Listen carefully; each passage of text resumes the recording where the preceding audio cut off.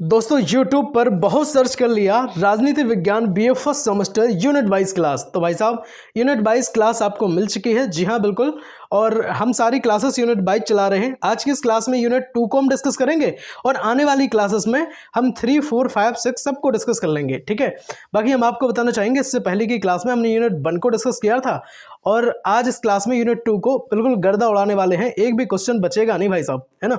Short और long दोनों type के क्वेश्चन हम इस वीडियो में डिस्कस करेंगे आपके साथ।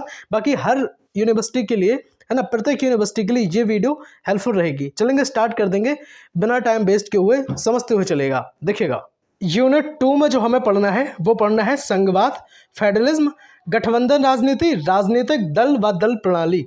इन सबको जो है हमें यूनिट 2 में पढ़ना है, बस इतना ही है। एक बार ऑफिशियल अगर आप देखना चाहें तो ऑफिशियल भी आप देख लें। ये रहा आपका यूनिट 2। इसमें जो भी ऑफिशियल है आप अपनी यूनिवर्सिटी, किसी भी यूनिवर्सिटी से क्यों ना हो, मैच कर लीजिएगा। संघवाद या फेडरलिज्म क्या है? तो संघवाद एक ऐसी शासन प्रणाली है जिसमें सत्ता का वितरण 2 स्तर पर होता है साहब। अब आप कहेंगे कौन कौन 2 स्तर पर? देखिएगा, केंद्र सरकार और राज्य सरकार दोनों के बीच में होता है। अब आप कहेंगे सर समझ में नहीं आई बात। देखिएगा, अच्छा अपना अपना जो प्रदेश है वो कौन है? तो आप कहेंगे सर यूपी जो है, उत्तर प्रदेश अपना प्रदेश है। अच्छा, तो उत्तर प्रदेश की जो सरकार है उसको क्या कहेंगे? तो आपने कहा सर राज्य सरकार कहेंगे। अच्छा, अपना उत्तर प्रदेश कहाँ है? तो आप कहेंगे प्यारे भारत में है। अच्छा, प्यारे भारत में अगर अपना उत्तर प्रदेश है तो भाई साहब उसकी सरकार को क्या कहेंगे भारत की? तो आप कहेंगे सर केंद्र सरकार कहेंगे। तो भाई संघवाद यही तो है, एक शासन प्रणाली ही तो है जिसमें 2 सत्ताएं हैं, है ना। कौन कौन? 2 स्तर हैं, एक है केंद्र सरकार और दूसरा हो जाएगा सर राज्य सरकार हो जाएगा। अच्छा, दोनों स्तरों के पास अपने अपने अधिकार होते हैं और अपने अपने कार्यक्षेत्र होते हैं। तो अगर संघवाद आ जाए तो इतना लिख देना, आपका काम बन जाएगा। अच्छा, बात करेंगे प्रश्न नंबर 2 की, भारत में संघवाद की विशेषताएं क्या हैं, है ना। संघवाद की अगर विशेषताओं की बात करें तो भाई एक तो रहेगा दोहरी शासन प्रणाली, जो मैंने अभी बताया कि स्टेट गवर्नमेंट, है ना, प्लस अपनी जो केंद्र की सरकार है। तो ये सेंट्रल गवर्नमेंट और स्टेट गवर्नमेंट, तो दोनों को ही क्या कहेंगे भाई? दोहरी शासन प्रणाली के अंतर्गत इसीलिए रखते हैं। अच्छा, शक्तियों का संवैधानिक विभाजन की अगर यहाँ पे बात होती है तो राज्य सरकार के पास अलग संवैधानिक शक्तियां हैं और केंद्र सरकार के पास अलग हैं। ठीक है, अब आगे हम जो लॉन्ग क्वेश्चन पढ़ेंगे ना तो उसमें डिस्कस कर लेंगे। एक भी क्वेश्चन बाहर नहीं होगा एग्जाम में, बस विश्वास के साथ देखते चलो। लिखित संविधान अपने भारत देश का सबसे बड़ा लिखित संविधान है ना। स्वतंत्र न्यायपालिका, न्यायपालिका जो है वो पूरी तरीके से स्वतंत्र है ना। तो ये चीज़ जो है संघवाद की विशेषताओं में आता है। संविधान की सर्वोच्चता हम मानते हैं, हर चीज़ से जो है हम संविधान को सबसे ऊपर रखते हैं। चलेंगे यहाँ पे बात करेंगे प्रश्न नंबर 3 की, गठबंधन राजनीति क्या है? बताओ भाई। तो गठबंधन राजनीति वह स्थिति है जब कोई भी राजनीतिक दल अकेले अगर बहुमत प्राप्त नहीं कर पाता है तो सरकार बनाने के लिए क्या करेगा? विभिन्न दल मिलकर आपस में एक गठबंधन बनाते हैं, है ना। उम्मीद करूंगा कि यहीं का यहीं आप पढ़ते चले जाएंगे और आपको कहीं और फिर पढ़ने की ज़रूरत नहीं पड़ेगी। अगर आप नोट्स बना लेते हैं तो मुझे लगता है कि एग्जाम में आपको आसानी हो जाएगी। आप बस यही पढ़ के चले जाना, कहीं से कुछ पढ़ने की ज़रूरत नहीं है। ठीक है, यूनिट 1 को हमने इससे पहले की क्लास में कंप्लीट कराया था। जिसने क्लास नहीं देखी, प्लेलिस्ट बन चुकी है, आप चुपचाप से जाकर प्लेलिस्ट चेक कर लो चैनल पर। अगर आप नहीं विजिट कर पाते हैं तो भाई साहब लिंक डिस्क्रिप्शन बॉक्स में मैं प्लेलिस्ट की दे दूंगा, आप वहाँ से देख लीजिएगा, या फिर मैं लिंक दे दूंगा आपको कमेंट बॉक्स में। ठीक है, वहाँ से देख लीजिएगा। टेलीग्राम चैनल पर जरूर जुड़ जाना, कोई भी अपडेट होती है, कोई भी नोट्स देने होते हैं तो मैं आपको देता हूँ। टेलीग्राम चैनल की लिंक भी डिस्क्रिप्शन बॉक्स में हम आपके साथ शेयर कर देंगे। चलेंगे अब समझो बात यहाँ पे। अच्छा, भारत के प्रमुख राष्ट्रीय दल कौन कौन से हैं? तो भाई भारत के प्रमुख जो राष्ट्रीय दल हैं उनकी हम बात करेंगे। यहाँ पे मैंने 4 लिखे हैं, बाकी आपको जितने आते हैं आप वो भी लिख सकते हैं। भारतीय राष्ट्रीय कांग्रेस, भारतीय जनता पार्टी, बहुजन समाज पार्टी, आम आदमी पार्टी है। इसको आप कहते हैं, बीएसपी कहते हैं, बीजेपी कहते हैं और इसको आईएनसी कहते हैं। भाई सपा भी है ना। तो जितने भी हैं तो आप चाहें तो उनको भी आप लिख सकते हैं। मैंने यहाँ पे इतनी ही लिखी हैं। अब बात करेंगे प्रश्न नंबर 5 की। वीडियो को अगर लाइक नहीं किया है ना तो ये गलत बात है ना। ईमानदारी से आपके लिए मैं मेहनत करता हूँ, तो भाई एक कम से कम आप लाइक कर देंगे ना तो मुझे बहुत खुशी होगी और आगे चल के ना मुझे मोटिवेशन आएगा कि यूनिट 1 को जिस तरह मैंने कंप्लीट कराया था आज उसी तरीके से मैंने यूनिट 2 कराई है, तो आगे यूनिट 3, यूनिट 4, 5, 6 करके सारी यूनिट आपकी 8 यूनिट में कंप्लीट करूंगा और आपके एग्जाम से पहले करूंगा, देख लीजिएगा। बाकी प्लेलिस्ट बनाऊंगा और जो लोग पेड कोर्सेज बेचते हैं ना, आप देखना कि भाई अपने कंटेंट में क्वालिटी कंटेंट में देता हूँ। शिक्षा की गुणवत्ता पे मैंने हमेशा काम किया है और आगे हमेशा करता रहूँगा मेरे भाई। चलेंगे बात करेंगे प्रश्न नंबर 5 की। तो भारत की दल प्रणाली की प्रकृति क्या है? तो आप कहेंगे भाई भारत में बहुदलीय प्रणाली है। कैसी है? बहुदलीय प्रणाली है भाई साहब, मल्टी पार्टी सिस्टम है। अच्छा, जिसमें राष्ट्रीय और क्षेत्रीय दोनों प्रकार के दल सक्रिय रहते हैं। समय के अनुसार यह प्रणाली एक दलीय वर्चस्व से होते हुए गठबंधन युग में पहुंच चुकी है। बहुत बढ़िया, बहुत बेहतरीन। भाई लॉन्ग प्रश्न की अगर हम बात करें, भाई सीधा सीधा एग्जाम में क्वेश्चन आपको मिलेगा, है ना। एमबेस शिवम स्टडी प्लेटफॉर्म बदल चुका है, नाम पहले बीएससी एमबेस शिवम था और अब एमबेस शिवम मैंने रख लिया है। रीज़न इसका कुछ नहीं है, बस रीज़न ये है कि बच्चे कहते थे कि सर क्या बीएससी के लिए क्लास आती है, और मैं पढ़ाता था दोनों को, बीए को भी और बीएससी को भी। तो भाई आप लोगों को कन्फ्यूज़न ना हो, इसलिए मैंने इसका नाम एमबेस शिवम रख लिया है। और एमबेस शिवम स्टडी प्लेटफॉर्म हमेशा से आपके हित में काम करता आया है और हमेशा भाई आपके हित में काम करता रहेगा। ठीक है, देखेंगे अब हम जो पढ़ रहे हैं उसको हम समझेंगे एक बार। संघवाद, गठबंधन राजनीति, राजनीतिक दलवाद, दल प्रणाली, इसको हम लॉन्ग क्वेश्चन के रूप में पढ़ते हैं, क्योंकि एग्जाम में अगर क्वेश्चन आया तो यहीं से आएगा, है ना। आपका भाई आपको जिस विश्वास से चीज़ें दे रहा है ना, तो भाई विश्वास मानो कि विश्वास पे खरे उतरेंगे आपके। भारत में संघवाद की संरचना और उसकी विशेषताएं समझाइए। बहुत बढ़िया, बहुत अच्छा प्रश्न है। एग्जाम में आपके ट्रेंड पिछली बार किया था, मुझे लगता है इस बार भी आएगा। तो संघवाद क्या है? एक ऐसी शासन प्रणाली है जिसमें सरकार की शक्तियां दो स्तर पर विभाजित होती हैं। मैंने अभी आपको बताया था, राष्ट्रीय स्तर यानी कि केंद्र स्तर और राज्य स्तर पर। भारत में संघात्मक ढांचे की जो नींव है भारतीय संविधान ने रखी थी। यद्यपि संविधान भारत को संघ कहता है, पर यह एक ऐसा संघ है जो राज्यों की इच्छा से नहीं बल्कि संविधान द्वारा निर्मित है। तो आप ये चीज़ वहाँ पे लिख सकते हैं। ठीक है। अच्छा, भारत में जो संघवाद की संरचना है वो कैसी है उसको हम जरा एक नज़र यहाँ पे डालते हैं। हेडिंग वाइज आपको यहाँ पे लिखना पड़ेगा एग्जाम में। और भाई नोट्स बनाते चलो, है ना, परेशान मत होना, नोट्स बनाते चलना, एग्जाम में रिवीजन करके जाना। आप देख लेना कि भाई मज़ा आ गया एकदम, आप यही कहेंगे जब एग्जाम हॉल से निकल के बाहर आएंगे ना। तो भाई क्योंकि परसेंटेज एक बार बनती है, चमका लो यार परसेंटेज। अच्छा भाई, दोहरी शासन प्रणाली जो है, डुअल पॉलिटी की मैं बात करूंगा तो भारत में केंद्र और राज्य सरकारों के रूप में दो स्तर पर शासन चलता है। दोनों के पास क्या भाई अपने अपने विषयों की सूची होती है। अच्छा, किसके पास कौन से विषय आते हैं वो मैं आगे डिस्कस करूंगा, परेशान ना हो। अच्छा, दूसरे की जो बात करें कि जो शक्तियां हैं, संवैधानिक शक्तियों का विभाजन, तो भाई संविधान की 7वीं अनुसूची में, कितनी में, 7वीं अनुसूची में 3 सूचियां जो हैं वो दी गई हैं। अच्छा, कौन कौन? तो एक तो होता है भाई केंद्र सूची, दूसरा होता है राज्य सूची, तीसरा होता है संवर्ती सूची। अच्छा, क्या क्या चीज़ें हैं? केंद्र सूची जो होती है जिस पर केंद्र सरकार कानून बनाती है। राज्य सूची वो होती है जिनमें राज्य सरकार का दबदबा चलता है। अच्छा, संवर्ती क्या होती है? ये बीच वाली होती है। देखो, केंद्र सूची में क्या क्या आता है? केंद्र सरकार के अंतर्गत चीज़ें होती हैं, रक्षा, विदेश नीति, मुद्रा, ये सब क्या कौन व्यवस्था कर सकता है? तो ये व्यवस्था करने की जिम्मेदारी केंद्र सरकार की होती है। अच्छा, राज्य सूची में क्या क्या आता है? पुलिस है, स्वास्थ्य विभाग है ना, कृषि है, ये सब आते हैं। अच्छा, शिक्षा, तो आप कहेंगे सर संवर्ती सूची है, यानी कि दोनों, अगर शिक्षा में जो पे स्केल होती है ना किसी की, कोई टीचर की पे स्केल होती है, तो वो दोनों ही उस पर खर्च का भार दोनों ही सरकार उठाती है। केंद्र सरकार भी उठाती है और राज्य सरकार भी उठाती है। कुछ हिस्सा राज्य सरकार देगी तो कुछ हिस्सा भाई साहब कौन देगी? तो आप कहेंगे सर वो देगी आपकी राज्य सरकार और केंद्र सरकार देगी। चलेंगे यहाँ पे, पर्यावरण भी आते हैं और वन आते हैं, तो ये सब चीज़ें आती हैं। बात करेंगे तीसरे पॉइंट की, संविधान की सर्वोच्चता। ठीक है, तो संविधान ही सर्वोच्च कानून है, सभी कानून संविधान के अधीन होते हैं। तो ये सब चीज़ें अगर आप लिखेंगे, मुझे लगता है कि भाई एग्जामिनर आपको पूरे नंबर देके जाएगा। और आप मेरी सारी क्लास देख लेते हैं भाई, ज़्यादा लंबी मैं क्लासेस नहीं बनाता हूँ, बहुत छोटी छोटी मेरी क्लासेस रहती हैं। हो सकता है 10 से 15 मिनट में एक क्लास कंप्लीट हो जाए, और एक क्लास ही नहीं, मैं एक क्लास में एक यूनिट कंप्लीट करा रहा हूँ। और लास्ट में आपको मैराथन क्लास भी दूंगा। सारे सब्जेक्ट की क्लास आपको बहुत जल्द मिलेगी, है ना, सारे सब्जेक्ट की मिलेगी। हिंदी हो, इतिहास हो, अर्थशास्त्र हो, है ना, गृह विज्ञान हो, आपके कोई भी विषय हो, कोशिश है कि सारे सब्जेक्ट करा दें आपके, मेजर माइनर, है ना, general science, food nutrition hygiene सब करेंगे। चौथे प्रश्न की बात करेंगे, लिखित और कठोर संविधान। तो भाई लिखित और कठोर संविधान जो है, अपने प्यारे भारत देश का संविधान विस्तृत और लिखित है। इसमें संविधान की प्रक्रिया भी जटिल है, जो संघात्मक प्रकृति को मजबूत करती है। ठीक है, उम्मीद करता हूँ समझते चल रहे होंगे। बात करेंगे 5 नंबर प्रश्न की, स्वतंत्र न्यायपालिका, इंडिपेंडेंट जुडिशरी। भारत में सर्वोच्च न्यायालय केंद्र और राज्यों के बीच विवादों को सुलझाने का कार्य करता है। यह संघीय व्यवस्था का रक्षक भी है भाई साहब, है ना। 6 नंबर पॉइंट आपको लिखना पड़ेगा अपने हेडिंग में, जो आप एग्जाम में अगर ये क्वेश्चन आता है तो आप वहाँ पे लिखेंगे, केंद्र और राज्य दोनों को राजस्व के अपने स्रोत मिलते हैं। वित्त आयोग राज्यों को अनुदान और संसाधन बांटने में मदद करता है।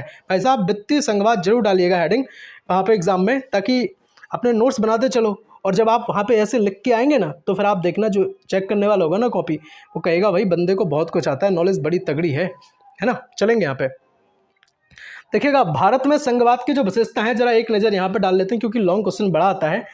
एकीकृत संघ, राज्य केंद्र से अलग नहीं हो सकते, है ना। राज्य जो है अगर चाहें कि हम अलग हो जाएं तो ये नहीं हो सकते हैं। केंद्र की प्रधानता है, आपातकाल के समय केंद्र को अधिक शक्तियां मिल जाती हैं, ठीक है, क्या मिल जाती हैं, अधिक शक्तियां मिल जाती हैं। अच्छा, राज्यपाल की भूमिका है, केंद्र द्वारा नियुक्त राज्यपाल केंद्र और राज्य के बीच सेतु का काम करेगा। समवर्ती सूची में प्राथमिकता केंद्र को है। यदि किसी विषय पर दोनों सरकार कानून बनाए और विवाद हो जाए तो फिर केंद्र का कानून ही लागू होगा। इस बात को भी ध्यान रखेंगे आप, ठीक है, इस बात को भी अपने माइंड में बैठा के चलेंगे। और वीडियो को लाइक नहीं किया है तो गलत बात है अब तो, है ना। लाइक कर दो, कमेंट करके बताओ कि क्लास लग कैसी रही तुम्हें, है ना। कमेंट करके एक बार बता दो कि क्लास लग कैसी रही। और एक चीज़ और, आप बताओ कि किस यूनिवर्सिटी से, किस विश्वविद्यालय से आप ये मेरी वीडियो देख रहे हैं, है ना। जल्दी से कमेंट में ये भी चीज़ लिख दो और वीडियो को शेयर जरूर करना है दोस्तों तक, है ना। और आने वाली क्लासेस की अपडेट पाने के लिए आपको सब्सक्राइब करना पड़ेगा ताकि जो हम क्लास आपको दें, है ना, तो उनकी नोटिफिकेशन आप तक पहुँच जाए। अब समझो, भारत में गठबंधन राजनीति के विकास की प्रक्रिया का वर्णन हमें करना है, ठीक है, चलेंगे। अच्छा, गठबंधन राजनीति जो है भारतीय राजनीति में एक ऐसी प्रक्रिया बन चुकी है जिसमें कोई एकल दल सरकार नहीं बना पाता है और उसे अन्य दलों के साथ मिलकर सत्ता साझा करनी पड़ती है। यह स्थिति 1989 के बाद अधिक प्रचलित हुई और तब से यह भारतीय लोकतंत्र का अहम हिस्सा भी बन चुकी है साहब। तो ये गठबंधन की जो राजनीति है उसके विषय में मैंने आपको बताया। अब जरा हम एक चीज़ यहाँ पे समझते हैं कि गठबंधन राजनीति की आखिर आवश्यकता ही क्यों पड़ी है। तो भाई बहुदलीय व्यवस्था का विस्तार, है ना, क्षेत्रीय दलों का जो है वो उदय हो चुका था, इस वजह से हमें इसकी आवश्यकता पड़ी। और राष्ट्रीय दलों की गिरती लोकप्रियता, है ना, राष्ट्रीय जो दल हैं उनकी लोकप्रियता भी दिन पर दिन गिर रही थी, है ना। तो फिर क्या हुआ कि भाई जो क्षेत्रीय दल हैं वो आगे आ रहे थे और वोटों का जो है वो विभाजन होने लगा था, कई जातिवाद तरीके से, धार्मिक तरीके से, अन्य तरीकों से। तो इस वजह से जो है गठबंधन राजनीति की ज़रूरत पड़ी है। अच्छा, एक बात और हम यहाँ पे समझते हैं कि भाई गठबंधन राजनीति का जो इतिहास है, ऐतिहासिक विकास है, हिस्टोरिकल जो डेवलपमेंट है, उसको हम जरा समझते हैं। तो पहला तो जो होता है वो होता है 1989 में, है ना। देखो, अगर वीडियो फास्ट लग रही हो तो रोक रोक करके लिख लेना चीज़ों को, परेशान ना होना, बस आराम से पढ़ते चले जाओ। मैं सोचता हूँ कम टाइम में ज़्यादा चीज़ें दे दूँ क्योंकि टाइम यार किसी के पास है नहीं एक्चुअली में, ठीक है। गठबंधन युग की जो शुरुआत है वो जनता दल, भाजपा और वामपंथी दलों ने मिलकर बीपी सिंह के नेतृत्व में सरकार बनाई थी। तो भाई साहब ये 1989 से जो है वो गठबंधन की सरकार, गठबंधन युग का प्रारंभ होता है ना। फिर होता है 1996 में अस्थिर गठबंधन सरकारें जो बनी है, देवगौड़ा जो अपने प्रधानमंत्री जी रहे हैं उनके समय में, और फिर इंद्र कुमार गुजराल की सरकार जो है वो बनी थी उस टाइम, जो बहुत अधिक समय तक नहीं चल पाई थी। तीसरा है 1998 से 2004 तक एनडीए शासन लगा था जब, तो भारत के नेतृत्व में नेशनल डेमोक्रेटिक अलायंस एनडीए बना जो 1999 में स्थिर हुआ था, ठीक है। अच्छा, बात करेंगे चौथे पॉइंट की। आप ये सब आपको लिखना है, नोट्स में लिखते जाओ तुम, है ना, नोट्स में लिखते जाओ आराम से। यूपीए शासन, कांग्रेस के नेतृत्व में यूनाइटेड प्रोग्रेसिव अलायंस यूपीए गठबंधन सत्ता में आया। प्रधानमंत्री डॉक्टर उस टाइम मनमोहन सिंह जी थे, है ना। 5 नंबर की बात करेंगे यहाँ पे। 2014 से वर्तमान तक एनडीए की मजबूती, और भाजपा ने बहुमत प्राप्त किया, फिर भी एनडीए गठबंधन को बनाए रखा। गठबंधन की राजनीति अब रणनीति बन गई है, ठीक है भाई। तो इनसे कहीं ना कहीं चीज़ें जो हैं वो रणनीति भी बनती हैं और सरकार भी बनाई जाती है। तो भाई गठबंधन राजनीति के क्या प्रभाव पड़े, कुछ सकारात्मक भी होते हैं, कुछ चुनौतीपूर्ण भी होते हैं, है ना, नकारात्मक भी होते हैं। देखेंगे सकारात्मक में क्या है, क्षेत्रीय दलों को महत्व मिलता है इससे। लोकतंत्र में संवाद की संस्कृति जो है वो बढ़ती है और विविधता को प्रतिनिधित्व मिलता है। ये चीज़ सकारात्मकता में जाएगी। और नकारात्मकता में क्या जाएगी, तो नीतियों में स्थायित्व की कमी होती है, राजनीतिक सौदेबाजी बढ़ती है इससे, और अक्सर कमज़ोर नेतृत्व को देखने को मिलता है, नेतृत्व कमज़ोर देखने को मिलता है। भाई अगर आपको लगता है कि नंबर पूरे चाहिए तो यार पूरा अच्छे से पढ़ लो। कई लोग होंगे बीच में वीडियो को छोड़ के भाग जाएंगे, आपको नहीं भागना है, पूरा देख लो यार अच्छे से। कोई तो इसीलिए तो कोई बीए पढ़ाने के लिए तैयार नहीं है। मैंने जब ये बीड़ा उठाया है कि मैं आपको पढ़ाऊंगा यार अच्छे से, तो भाई पढ़ लो। लोग कहते हैं फ्री मिल रहा है सब। अच्छा, पेड कोर्सेज बेचेंगे तो लगता है चीज़ें लोग आसानी से उसको लेंगे। बात करेंगे प्रश्न नंबर 3 की। भारत की दल प्रणाली और विकास के स्वरूप को जो है मैं समझाना है, जरा इस पर एक नज़र हम डालते हैं, समझिएगा जरा एक बार। भाई जो परिचय है, राजनीतिक दल लोकतंत्र की रीढ़ होते हैं। भारत जैसे विशाल और विविधतापूर्ण देश में राजनीतिक दलों की भूमिका बहुत महत्वपूर्ण है। भारत में बहुदलीय प्रणाली, मल्टी पार्टी सिस्टम है, जहां अनेक राष्ट्रीय और क्षेत्रीय दल होते हैं। ठीक है। अच्छा, अब दल का जो प्रणाली का जो विकास है उसको हम एक बार समझते हैं। भाई एक है 1947 से लेकर 1967 तक एक दलीय वर्चस्व, जैसे हम डोमिनेंट पार्टी सिस्टम कहते हैं, उसको जरा समझते हैं। देखिएगा, इस दौर में भारतीय राष्ट्रीय कांग्रेस का देश भर में दबदबा था, है ना। विपक्ष कमजोर था, लेकिन धीरे धीरे जो है विकल्प उभरने लगे, और जब तक ऑप्शन नहीं होता है तब तक चीजें कैसे हो पाती, बताओ। अच्छा, 1967 से 1989 तक बहुदलीय प्रतिस्पर्धा, मल्टी पार्टी जो कंपटीशन है वो चला उस टाइम। तो इस समय में कई राज्यों में गैर कांग्रेसी दलों की सरकारें बनने लगी। जनसंघ, समाजवादी पार्टी, कम्युनिस्ट पार्टियां सब ये सब मजबूत हुई। ठीक है, ऑप्शन भी मिले, लोगों ने उनको पसंद भी किया। ठीक है। अच्छा, 1989 से वर्तमान तक गठबंधन युग हुआ, तो राष्ट्रीय दल एवं क्षेत्रीय दलों पर निर्भर हो गए। कांग्रेस और भाजपा दोनों को समर्थन के लिए छोटे दलों से गठजोड़ करना पड़ा था उस टाइम। अच्छा, भारत की जो दल प्रणाली की विशेषता है उनको हम जरा समझते हैं। एक तो है बहुदलीय व्यवस्था, तो भारत में 200 से अधिक पंजीकृत राजनीतिक दल हैं। ठीक है। और राष्ट्रीय और क्षेत्रीय दल में हम देखें अगर, तो बीजेपी, कांग्रेस राष्ट्रीय स्तर पर सक्रिय है, वहीं टीएमसी और डीएमके, एसपी आदि क्षेत्रीय स्तर पर सक्रिय है। ठीक है। अच्छा, टीएमसी और डीएमके का अगर कोई लिख सकता है पूर्ण रूप, तो वो कमेंट सेक्शन में एक बार लिख दे, उसका स्वागत है ना। लेकिन क्लास को यार शेयर जरूर कर देना, इस बात को याद रखना, है ना। लोगों तक क्लास जानी चाहिए, वो बेचारे परेशान हो रहे हो। क्यों परेशान हो, आपके जो दोस्त हैं, आपके जो भाई बहन हैं, वो परेशान ना हो, उन तक भेज दो इस क्लास को। अलग वैचारिक पृष्ठभूमि वाले दल भी सत्ता के लिए एकजुट होते हैं मेरे भाई, है ना। तो ये चुनावी गठबंधन का प्रभाव है। एक चीज और, विचारधारा में जो लचीलापन है उसको हम जरा समझते हैं। कई दल समय समय पर अपनी विचारधारा में बदलाव करते हैं, तो ये चीज़ें जो हैं वो विचारधारा में लचीलापन लाती हैं। दल प्रणाली की जो चुनौतियां हैं उनको जरा हम अब समझते हैं एक बार, है ना। क्या चैलेंज जो हैं, चैलेंजेस ऑफ पार्टी सिस्टम समझते हैं। व्यक्तिवादी राजनीति का बढ़ना। अच्छा, दल बदल की प्रवृत्ति, है ना। एक बात और बताओ, दल बदल कानून किस अनुसूची में है? जल्दी से एक बार हमें कमेंट में लिखेंगे, जल्दी से एक बार कमेंट में आप हमें बताएंगे। ठीक है। और एक बात और सुनो, बता जरूर देना क्लास लगी कैसी है, और आगे वाली यूनिट अगर चाहिए तो हमें तुरंत बताओ कि नेक्स्ट यूनिट चाहिए, यूनिट 3 चाहिए, तो आप हमें कमेंट में बता दो। और सब्सक्राइब जरूर कर लेना, ताकि आगे वाली जब हम यूनिट डालें, उनकी क्लास डालें, तो फिर आप तक पहुंच जाए। पहुंचेगी ही नहीं, है ना, अगर सब्सक्राइब नहीं रहेगा। बहुत सारे ऐसे बच्चे होते हैं जो वीडियो देख लेते हैं, सब्सक्राइब नहीं करते, वीडियो लाइक नहीं करते। भाई लाइक करो ना, क्या जाता है आपका। वीडियो को हाइप भी करो। अब आजकल तो कमेंट सेक्शन में एक हाइप का ऑप्शन चल रहा है ना, तो आप हाइप भी कीजिए, ताकि जो है मुझे मोटिवेशन मिले, ऊर्जा भी मिले, ताकि मैं नई नई क्लास आपके लिए लाऊं। लास्ट में मैराथन देता हूं मैं, आप देखना, मेरी बहुत तगड़ी मैराथन रहती है। और छाती ठोक के डंके की चोट पे भाई साहब ये दावा रहता है यार, कि भाई पूरी यूट्यूब पर जब घमंड रहता है इस बात का कि दमदार कंटेंट देते हैं, सबसे बेस्ट कंटेंट देते हैं, तो भाई देते हैं। आप देख लेना, एग्जाम में जब आप देके आएंगे ना, तो आपको पता चलेगा कि भाई पूरा जो क्वेश्चन पेपर है अपनी वीडियो से फंसा है। एमएस सेवन स्टडी प्लेटफॉर्म हमेशा से हित में काम करता है भाई, देखेंगे। अच्छा, दल बदल की प्रवृत्ति, धन बल का प्रभाव और जातिवाद और सांप्रदायिकता का प्रयोग, तो ये सब चीज़ें जो हैं वो दल प्रणाली की चुनौतियों में आते हैं। देखिएगा, वीडियो पूरी हो गई है। राजनीति विज्ञान जो प्रथम सेमेस्टर की मैंने क्लास दी थी, है ना, उसको जरूर देखना है आपको, और कमेंट सेक्शन में इसकी लिंक पिन कर देंगे। बाकी प्लेलिस्ट आप विजिट कर सकते हैं, अगर नहीं आता है तो फिर आप वो चीज़ विजिट कर लें, है ना, डिस्क्रिप्शन में विजिट कर लें या फिर कमेंट सेक्शन देख लें। संपूर्ण फूड न्यूट्रिशन को एक वीडियो में हमने पढ़ाया था, पिछली वीडियो थी मेरी, और बहुत जल्द 200 MCQ मैंने इस क्लास में कराए थे, और बहुत जल्द नई क्लासेस भी हम आपके लिए उपलब्ध कराएंगे फूड न्यूट्रिशन हाइजीन की, है ना। जनरल साइंस, सामान्य विज्ञान जो आपका माइनर है, क्योंकि पेपर इसका भी होगा, तो भाई जनरल साइंस की भी क्लास, बहुत तगड़ी क्लास मैं आपको देता हूँ, है ना। ये देखिएगा, सारी जो क्लासेस होती हैं मेरी हैंड रिटन नोट्स के साथ चीज़ें रहती हैं, और बहुत जल्द आपको नई क्लास मिल जाएगी। ये 2024-25 के सेशन के लिए थी, 25-26 सेशन के लिए भी बहुत जल्द मैं क्लास दूंगा। वीडियो पसंद आई हो तो यार एक बार मैं फिर से कह रहा हूँ, दोस्तों तक भेज जरूर दो, ताकि वो परेशान ना हो। अगर आप किसी की मदद करेंगे तो ईश्वर आपकी भी मदद करेंगे। मिलते हैं अगली वीडियो में, तब तक के लिए जय हिंद, वंदे मातरम, भारत माता की जय, हर हर महादेव।